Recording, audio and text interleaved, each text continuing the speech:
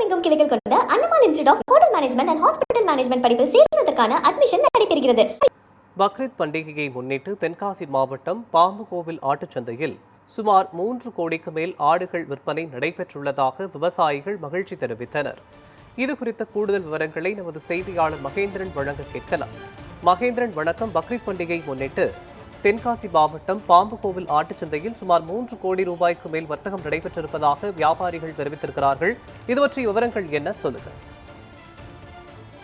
வணக்கம். தென்காசி மாவட்டம் புளியங்குடி அருகே உள்ள பாம்புகோயில் சந்தை மிகவும் பிரபலமான ஆட்டுச்சந்தை. இந்த ஆட்டுச்சந்தை ஒவ்வொரு வாரமும் செவ்வாய்க்கிழமை மட்டுமே செயல்படும்.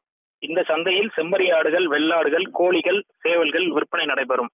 கடந்த சில வாரங்களாக ஆட்டுச்சந்தை மந்தமாக இருந்து வந்த வேளையில் நாளை மறுநாள் பக்ரீத் பண்டிகையை முன்னிட்டு இன்று ஆட்டுச்சந்தையில் ஆடுகள் வரத்து அதிகமாக இருந்ததாலும் 3 கோடிக்கு மேல் ஆடுகள் விற்பனை நடைபெற்றதாக வியாபாரிகள் தெரிவித்தனர்.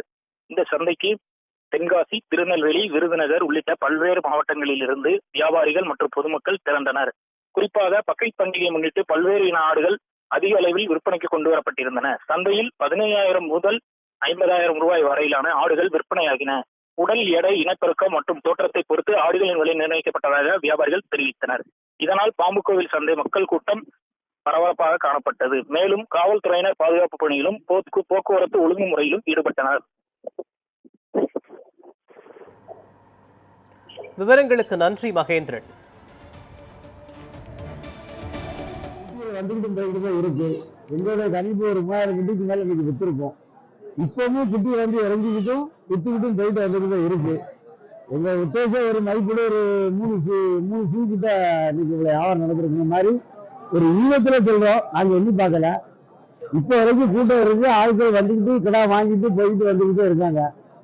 சந்தை சாயங்காலம் 4 மணி வரைக்கும் இருக்குன்னு சொல்லியிருக்காங்க. குட்டிகள்லாம் லாரிலையும் பிக்கப்லையும் வந்து